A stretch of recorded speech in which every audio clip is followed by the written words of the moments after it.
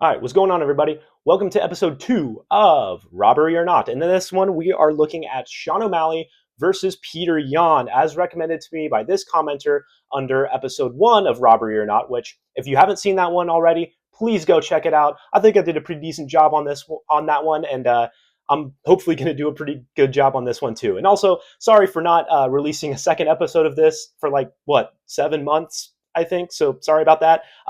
But I'll try to be more consistent with my uploads. I'm kind of busy with, school and just, scheduling and everything and all that and work as well. So I'll try to be more consistent, but I just got to find time to make these videos. So before we get into looking at the fight, I did this in my first episode, but at the beginning of every episode, I'm going to kind of lay out my criteria of what I think is a robbery. So, the general definition of a robbery is when two fighters fight, fighter A, fighter B. They go to a decision, obviously, and most people think that fighter A should have won, but the judges gave fighter B the fight. And most people, like I said, disagree and say, no, no, no, no, no. Fighter A absolutely should have gotten the win. It was blatant. It was obvious in our eyes, and fighter B did not deserve the win. And notice how I say blatant. A close fight that could go either way is not a robbery. There are a couple fights on this list that I have that aren't robberies, and I look forward to breaking those down because I think it's good to talk about that. Not every close fight is a robbery, and I think as a fan base, we kind of look at a close fight that we think a fighter should have won, and we say robbery. That is a robbery. No, it's not a robbery if you think fighter A should have won. It's a robbery if it is very hard to argue fighter B winning, and it is much easier to argue fighter A winning for most people, right? And it also just isn't one person saying that. I think also the other fact of a robbery is just has to be most people saying it was a robbery. It can't just be two people saying it was a robbery, obviously. But overall, like I said, a robbery has to be blatant, and it has to be much harder to justify fighter B getting the nod, and it has to be much easier for justifying fighter A getting the nod instead. So with that out the way, let's look at some numbers of Sean O'Malley versus Peter Yan. First off, the judges did score the contest 29-28 across the board. It was a split decision, so two of them gave it to Peter Yan, and two of them gave it to Sean O'Malley, and one of them gave it to Peter Yan. The judges were in agreement unanimously for rounds 2 and 3.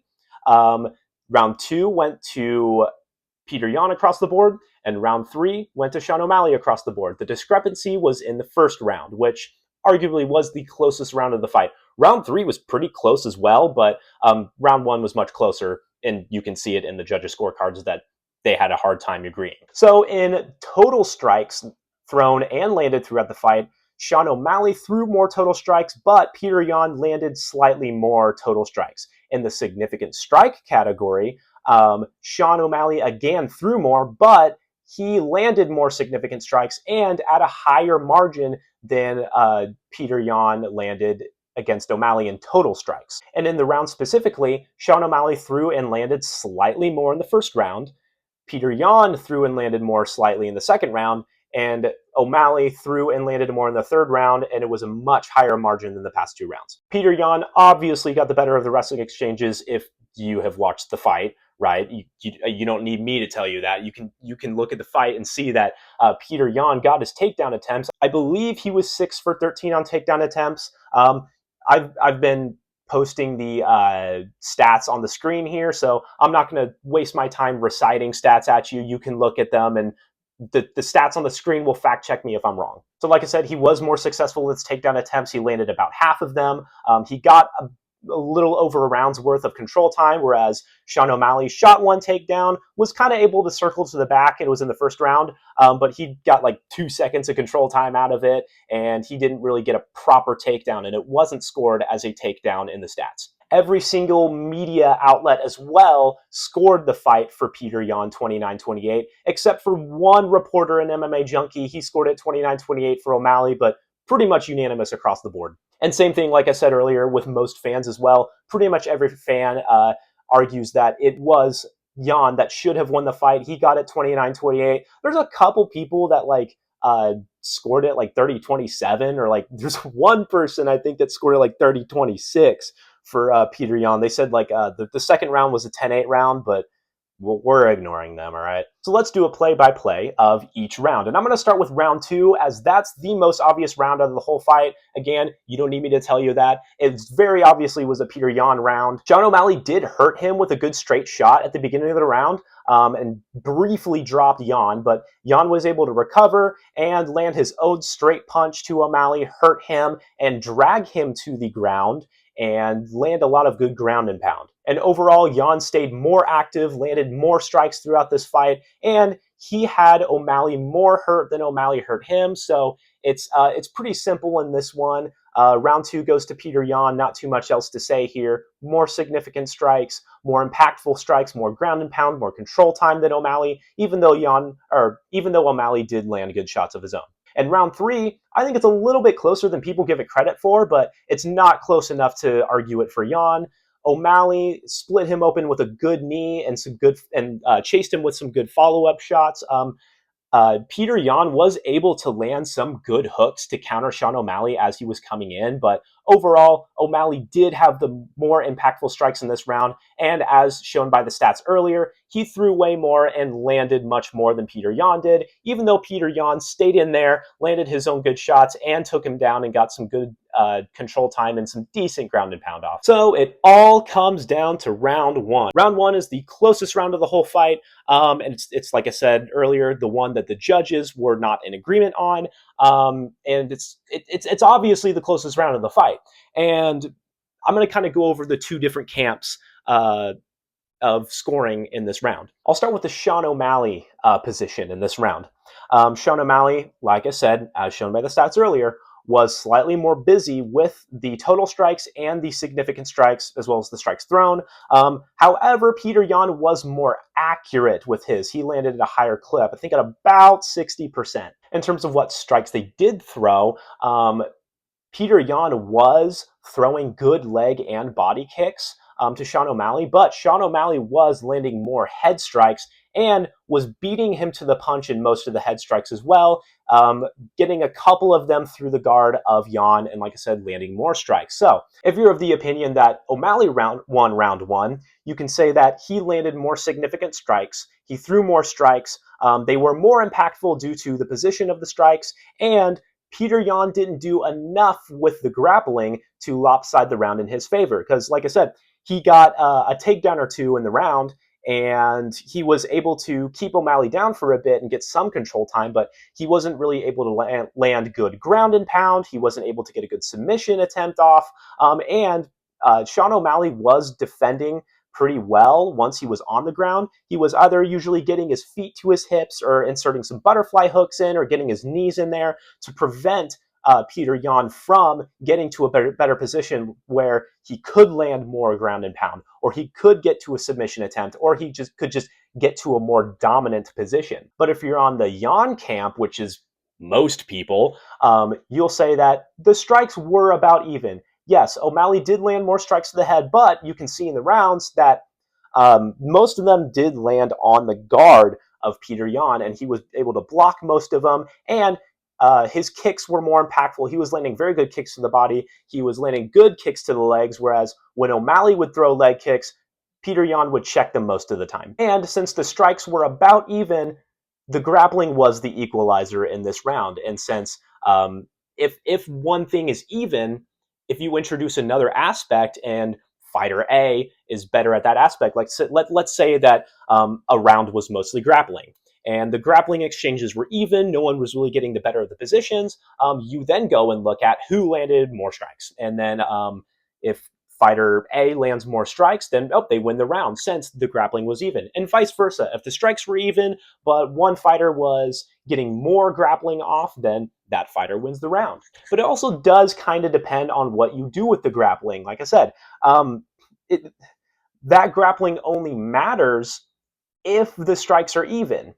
And so if you didn't do anything with the grappling and the strikes weren't even, then you can't justify the grappling doing enough to win you the round. So it kind of really does depend on, do you think that the strikes were even and that Yan's grappling, due to the strikes being about even, was enough to equalize was enough to lopside the round in his favor due to the about equal striking. And I'll be honest, I watched this fight twice before filming this video. The first time I watched it, I thought O'Malley won the first round. The second time I watched it, I thought Jan won the first round. I can see both sides, and that kind of gives it away as to whether I think it's a robbery or not, but you'll still stick around for that, all right? You're watching my video. So, I can see it both ways. Which way am I more convinced by? Am I more convinced by Sean O'Malley winning the first round? Or am I more convinced by Peter Yan winning the first round? My answer is Peter Yan. I do think that Peter Yan did win this fight. I do also think, though, that this fight was a lot closer than people give it credit for.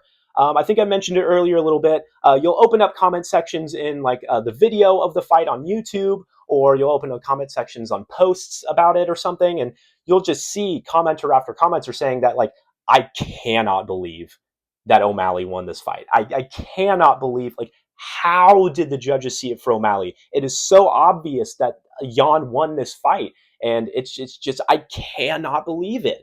And I just don't think it's that bad of a like robbery as Jones versus Reyes was. Like I said in the Jones versus Reyes video, which check it out.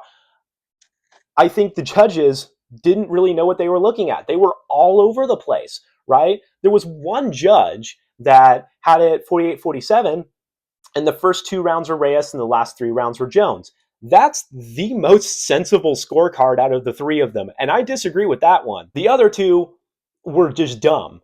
There was one, I think 48-47 judge, which I'll put it up on the screen if I'm wrong, gave round 1 to Jones, round 1 to Reyes. I'm sorry. They gave round 1 to Reyes. They gave round 2 to Jones, and then they gave round 3 to Reyes, which round 3 was a closer round than round 2, so why did they give it to that scorecard was stupid. And then they had the 49-46 scorecard, which was also stupid. So, like, those scorecards were dumb. The scorecards in this fight, I don't think were that dumb. The judges were unanimous in rounds 2 and 3, and they were correct in giving round 2 to Yan and round 3 to O'Malley. The discrepancy was just in round 1, and it was a discrepancy. It was a split decision. Whereas in the Jones-Reyes fight, not a single judge saw it for Reyes. Not a single one gave the fight to Reyes. It was unanimous for Jones. That's bad. This one, there was at least one judge that said, yeah, I do see Yan winning. And the other 2 said, yeah, I see O'Malley winning. I think it's a trio of decently sensible scorecards, even though I disagree. And I thought that Yan won the first round. I think he did enough. I do personally think that the strikes were about even in the round. And even though O'Malley, was slightly ahead in the throwing and landing of strikes, I think it wasn't significant enough to lopside the round in his favor. And no, Yan didn't really do much with the grappling at all. But it doesn't matter since the strikes were even. I mentioned it earlier. If the strikes weren't about even, if O'Malley landed a lot more strikes than Yan did and was much more effective than Yan was, and Yan did the same grappling that he did, I would be much more inclined to give it to O'Malley. I would actually say, no, O'Malley deserved that round. I don't think it's a robbery. But I do think that it's more sensible to give Yan the first round than it is to give O'Malley in the first round. However, I still don't think this fight, for me, qualifies as a robbery. Even though I personally think that Yan won, I can see it both ways. I see it 65-35, like 60-40 in favor of Yan than O'Malley, but I don't personally think, for me, as mentioned in the criteria in the beginning of this video, it is blatant enough to be considered a robbery. And I know I'll probably catch a little bit of flack for this just because most of the community does think it is absolutely blatant enough, but I think there are more fights on this list that are blatant robberies. And you can probably think of more blatant robberies than Yan versus O'Malley. And trust me, I might do that one in the next episode. Get what fight you're thinking of in your head, I'm probably going to do it. So with all of that being said, like I said, I don't think it's a robbery, even though I do think Yan won the fight. And I personally do not agree that O'Malley won the first round. I can understand it, and I'm not going to call it stupid. I do think that in the future, Jan does beat O'Malley more convincingly the second time around if they do rematch in the future. I think his game is more improved now. He just showed that when he won the title back against Marab in their last fight. I think he is able to adjust, and I think he's able to make the game plan necessary to beat an opponent that just beat him. He has arguably the deepest tool bag in all of the UFC right now, and most people are also of that opinion. He's just so dang skilled everywhere he goes. And I personally haven't seen enough from O'Malley to say that he's made enough adjustments to be able to more definitively beat Yan again. Now, I'm also releasing this video before O'Malley versus Song Yadong. So we could see improvements from O'Malley in that fight. We could see some things that make me say that I do think O'Malley has a better chance in the rematch. But for now, I do think that Yan is going to be able to eventually better Sean O'Malley in a rematch in the future. So, like I said, thank you so much for watching, and I'll try to upload another episode sometime soon in the future and not 7 months later. So, with that being said, have a good rest of your day.